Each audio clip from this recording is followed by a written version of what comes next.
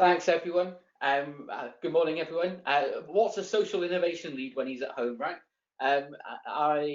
Some of you will have come across my path when I was Nationwide's Money Advice Liaison Manager, which basically was representing Nationwide for the debt advice sector and vice versa, to ensure that Nationwide's collections and recoveries processes were well informed by the experience of our customers when they become debt advice clients. I took that role on from being a feedback loop into one that innovated new services for customers in a collection cycle within Nationwide, over time introducing some services that I'll come to a little bit later in my session. Then I led Nationwide's Open Banking for Good program, looking to deploy open banking powered products and services for the benefit of the financially squeezed, not the market that technology is traditionally used for, but hey, a market that absolutely deserves top quality digital tools and products. I'll mention that a little bit later too.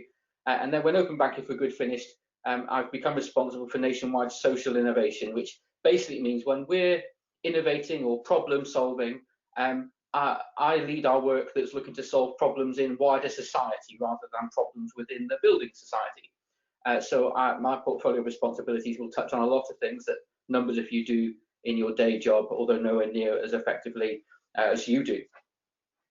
So I was asked to share the lending sector's challenges in a post-COVID world, and immediately recognised we're not in a post-COVID world yet, are we? I'm in an office in my garden. Many of you will be at home.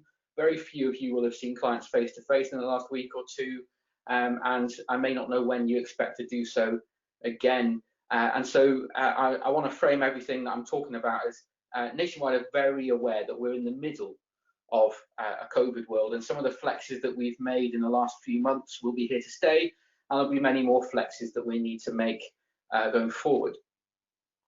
But I want to call out three key challenges that face the lending sector in a mid or post-COVID world, and some of them will resonate, some of them will fly straight past your desks because they may have very little to do with your world, but let's see how we go. So the number one challenge that Nationwide and any other lender is facing right now is loan origination, where you have the experience that was announced. I think I saw on Twitter earlier today that in terms of the amount of money saved because of lockdown during the pandemic, households have saved £88 billion collectively since March. So that's an average of £1,600 per person.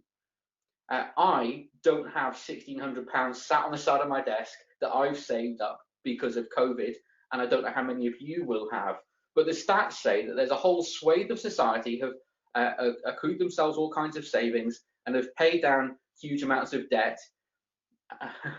Hi, Munia, and are doing very, very well for themselves. Thank you very much. Now, they're unlikely to be your clients if you're in the advice sector or if you're in the collections world, but they're also unlikely to be my customers. They are paying down debt and not taking out new loans. Why is that a problem? Well, lenders got to lend, right? Especially when your business model is Nationwide as a building society or as a credit union, a responsible lender, you've got to be able to lend money out at a fair and reasonable rate in order to generate the income to pay interest on savings. And the minute that that stops working, the whole show stops. So how do we work out who we lend to and how we lend to them if our branches are closed or restricted access? So lenders of all kinds of sizes, your friendly local credit union and your massive, massive bank, are all scratching their head at how do we work out who we lend to, and how do we actually get them the money?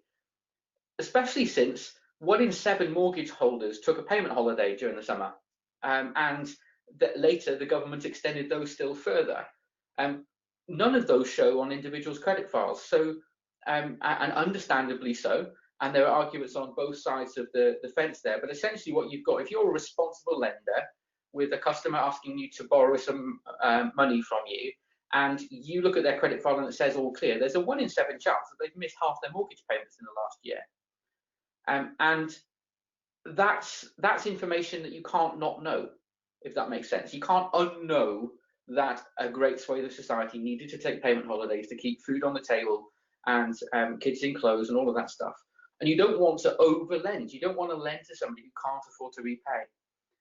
So that is one of the challenges, is how do you work out who to lend to? But then what kind of loan products are you going to put out? Product design. How do you build products that better fit real life, cradle to grave? So here I'm describing the challenge that we had back in March when we understand we're about to be put in lockdown, and we're hearing rumours that the FCA, at the government's behest, are about to insist that payment holidays are applied on all mortgages of all types, including buy-to-let, and on all consumer credit products. Now, most mortgage lenders will have had some kind of version of a payment holiday available on many of their mortgage products. Many of them didn't apply them on their buy-to-let mortgages, and very, very few, almost none, had payment holidays as a flexible option on their personal loan products or on their credit cards.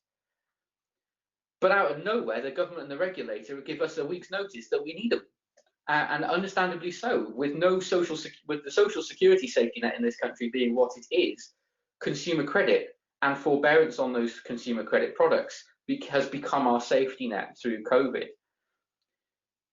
Now, how can Nationwide or any other lender sit there knowing that we're entering a period of volatility where the government and or the regulator can at any time insist that we change the core design of our products?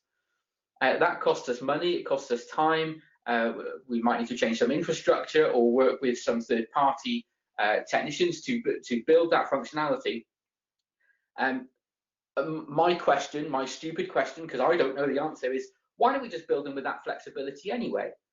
COVID hasn't caused a problem, it's revealed a problem in society, that we've been building loan products for people. You want to borrow £10,000 over 5 years, right? 10,000 divided by 60, there's your monthly payment, Mr. Smith, because nothing's going to change in your circumstances in the next 60 months, right? That's how we do loans, 60 flat payments. That's how the Consumer Credit Act is worded too.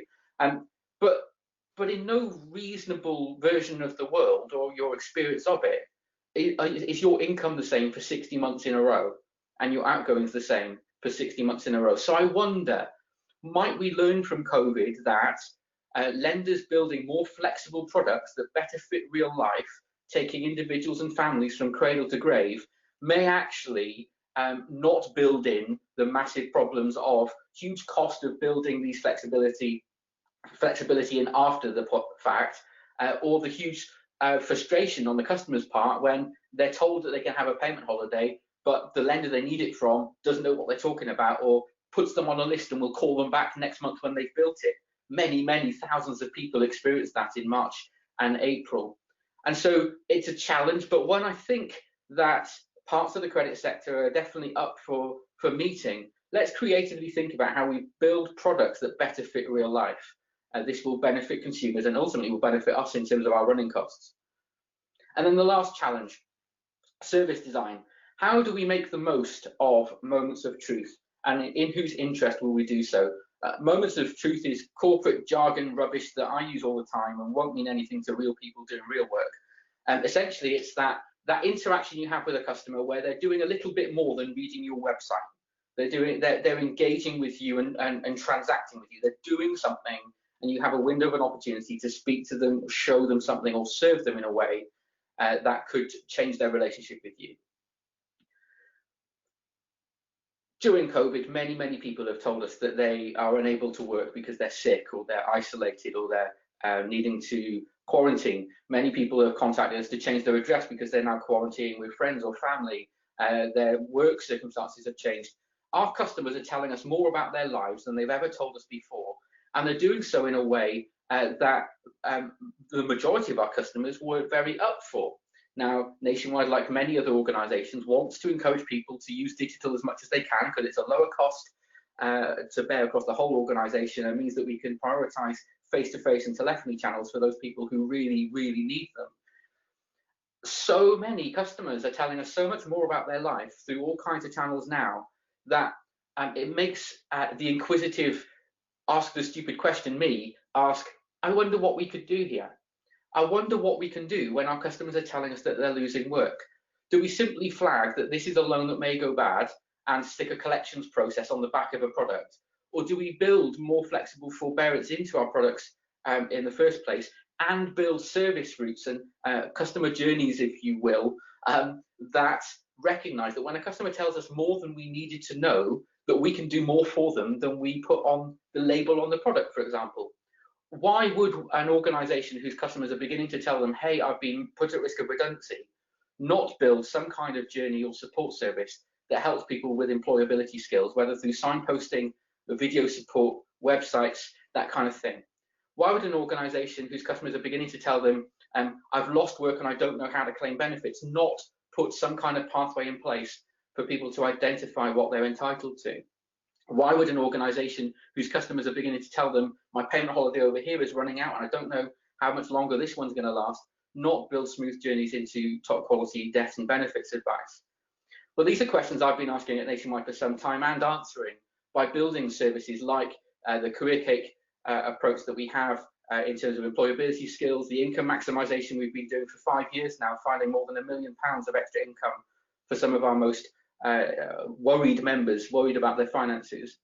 And just this week, we're getting into the final stages of engaging with policy and practice around the benefit and budgeting calculator. Because it's all well and good for me to put some of these tools into a collections process, but that's sweeping up after an awful lot of stuff's gone wrong, isn't it? What if you build the journey in such a way that people can get hold of these tools and services to help improve their lives and their outcomes earlier in the cycle, potentially never becoming mine or Carol's customer in a collections department ever? And so that's, for me, why I'm excited that we're getting really close to using this benefit and budgeting calculator. So a minute or two on what I really like about it and what I absolutely recommend about it. So first of all, as a budget calculator, it's not just a straightforward stick some numbers in a standard financial statement. Standard financial statement is good. It works in the world of debt advice and debt collection to try and ensure consistent outcomes when organizations use it as they should. But the standard financial statement isn't an appropriate tool to help somebody who isn't behind in their payments and isn't particularly worried about their payments, but has experienced a life change. The budget in the budget benefit and budget calculator, surfacing not what the SFS trigger figures are or trying to depress outgoings artificially in order to secure a debt repayment, by surfacing the ONS comparable data on spending for households like yours in an area like yours. There's a really soft suggestion to an individual or household about where they might begin to make some savings. I like this because I'm terrified about my collections customers or Carol's collections staff getting judgy. Or like, why is it any of my business whether you have Sky or not? Why is it any of my business when you recently switched your energy bill? You might have perfectly good reasons why you haven't or can't or are scared and need more support than a throwaway comment from a young naive collections agent might otherwise suggest. And so the ONS data is a much more suitable way to help an individual begin to go on that journey of discovery about where are my outgoings now and where could they be. Second benefit is that benefits piece. The journey of using the calculator I find really smooth. So I understand enough about the world of benefits to know that I can build one or two things. I can build a super smooth digital route that's really easy to use with 3 clicks. The thing is, it won't tell me any accurate information about the benefit entitlement. And I can build a 100% accurate benefit calculator that tells me every single in and out of every single benefit in the land, even if I'm a blind asylum seeker or who's entering university. You can get into that level of detail, but the perfect one that is 100% accurate is covers every single benefit is a clunky journey. And the thing I find about policy and practice tool is it balances those 2 user requirements really well. Doesn't compromise on it being a smooth journey for the user, doesn't compromise on it being helpful outputs in terms of seeking to maximize their income. And then the third thing is, that I've been recommending to colleagues and recommending to people in financial services the world over is the beginnings. Standalone information is good, but encouraging a consumer towards the journey of beginning to make a benefit claim where they may be entitled is even better. I don't want to just tell somebody, here's what you could have won. I want to get them on the journey towards maximising their income, sensibly reducing their expenditure where they can and it doesn't compromise on their health or their household, and beginning to repay debt where it's affordable or find a longer-term debt solution where that's necessary. So that's the world in the middle of COVID. Who knows, maybe the injections will heal us all and we don't need to build all these payment holidays or smooth journeys or whatever. But I don't believe that for 1 minute. I think consumers will benefit from the lessons we're learning through this horrible crisis we're in. Thank you.